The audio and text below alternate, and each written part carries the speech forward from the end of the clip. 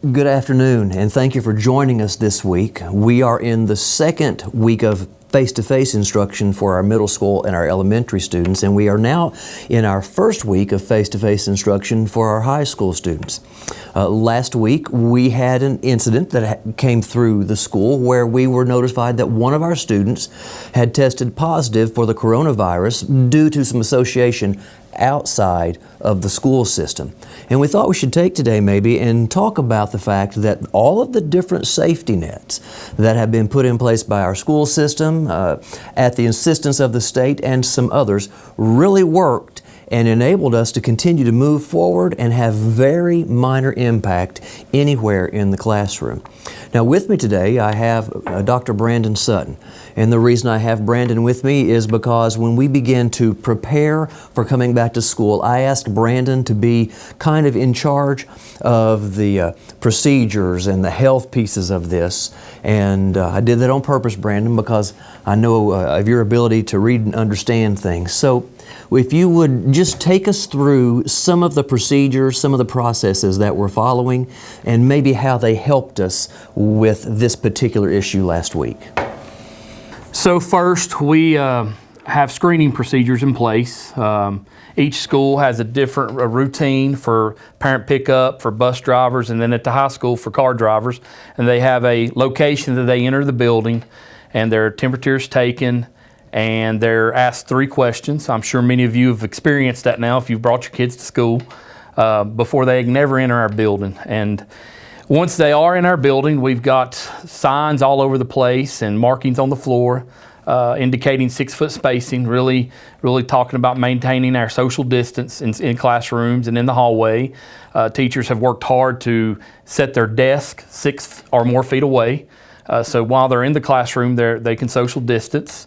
And then also, you know, we've got the mask requirements that we've been set forth to enforce, and been working with mask breaks as appropriate. And one of the important things with the mask break is making sure that we're 6 foot away when we take those off. And all schools have policies and procedures in place allowing for mask breaks as appropriate. And you know, one of the other important pieces to this is our partnership with the health department and our presumptive cases guidelines that outlines particular incidents. If a student screens positive, or if a student starts running a temperature, or if a student is diagnosed with COVID outside of school hours, we have a handbook. It's digital for all the schools, and it outlines step by step how to respond to those incidents. And one of the first things it does requires that we communicate with the health department. And they've been a great partner and have been quick to respond with us and help create some of this to protect our kids. You know, we're really dedicated, and our main goal is to keep our buildings open for as much face-to-face instruction as possible. And following these guidelines will help us remain open as long as possible.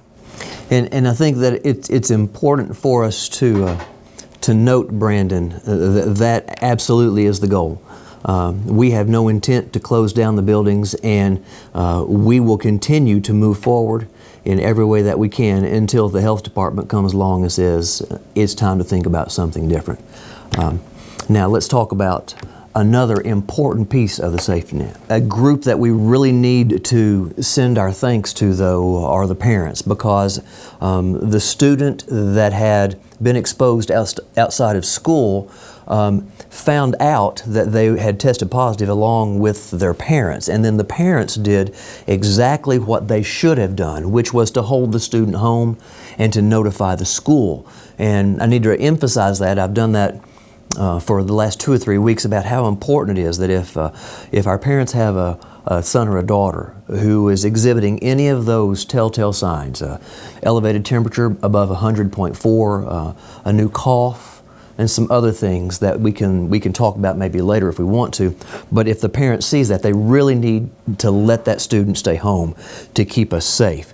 So to the parents, you're a critical piece of this, and I thank you for all of the support. But there's another group, Brandon, I believe, that probably we need to mention as well.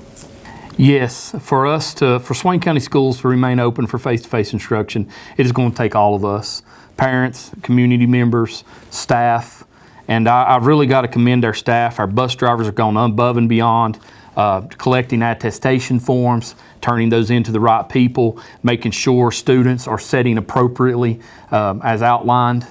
Then we go on to our cafeteria staff who have changed the way they serve and delivering food to students so we can keep that social distance, make sure our cohorts aren't intermingling. So they've had to change the way they're doing things and taking class food to the classroom. And then our teachers have done an amazing job teaching students all these hand washing procedures, helping students to wear masks, social distancing, keeping their distance in the classroom, on top of learning a new way to teach. Our teachers have done an outstanding job. Our principals have been working hard since July, coming up with procedures for their individual schools. They couldn't do it without those group of people. And then our nurses. Nurses have really worked hard and been deeply involved in outlining steps and procedures for addressing issues at schools. They've created documentation, parent letters. They've worked closely with the health department to ensure that our schools, our students and staff are safe, and really helping keep our doors open for face-to-face instruction.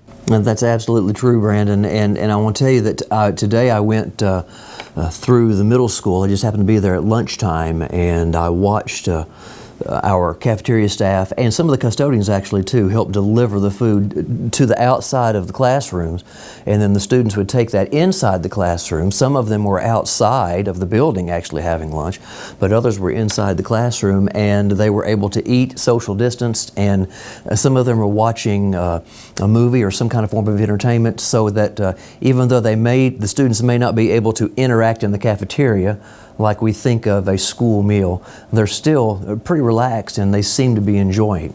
Yeah, and a group I left out is our custodians. Yes. Not only are they cleaning the buildings as normal, now they're routinely using a new sanitizer, wiping down handrails, doorknobs. They've got extra trash duty now that we're feeding kids in the classroom.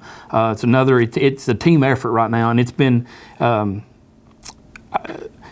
our community and our school community has really come together to help keep our students safe so far. And you mentioned custodians. There's another group that, and since we're throwing the kudos out, and I really believe that we should, there's another group we need to think about, and those are our maintenance crew, because our environmental control, our HVAC systems in Swain County, some of them are pretty old. And we're doing everything that we can just to keep them running, and they are working overtime, sometimes literally overtime, to make sure that those pieces are working, and we still struggle with them every day, but they keep at it because they're part of this entire approach. But I want to go back to a group that you were talking about, and that's our teachers.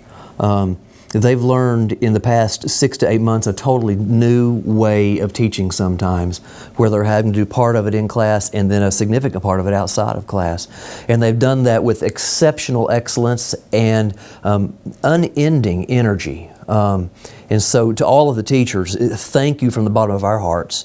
And from the community, I'm certain we want all of our staff to know that your effort has not gone unnoticed, and we really appreciate that a great deal. Now there's another group that we need to thank though, and that is, we need to talk about our community partners for a second, because our health department, Allison Cochran and Amber Frost and some of the others, at a moment's notice, they'll be here to work with us, and whenever we have an issue like we did last week, where we may have a positive case that we're having to deal with, although that's the first one with a student, or some other issues, they are right there beside us the whole time. And I also know that the public health system that's working with the tribe right now, they have gone above and beyond to make sure that testing is happening, and that's helping us as well. So to all of them, I want to say thank you from the bottom of our hearts for all that you're doing. Is there anybody else in the community, Brandon, that you may want to throw kudos out to? No, I think we've covered everybody, and it's a group community effort if we're going to keep our doors open. Everybody's got to be working together, really being vigilant and working with their schools if there's sick individuals, or if they're concerned that there may have been contact, to help keep the health of everybody and keep our doors open. And I remember not long ago that you were working with the health department to develop a letter to send to our health providers, our doctors, urgent care and others, asking them to make sure that the communication is happening. And that letter was received very warmly. And I appreciate that a great deal. So we're trying to show everyone today that there's layer after layer after layer of protection. We call them safety nets for our students, and we also have an entire community effort. It's expanded the concept of Swain Family. Yes.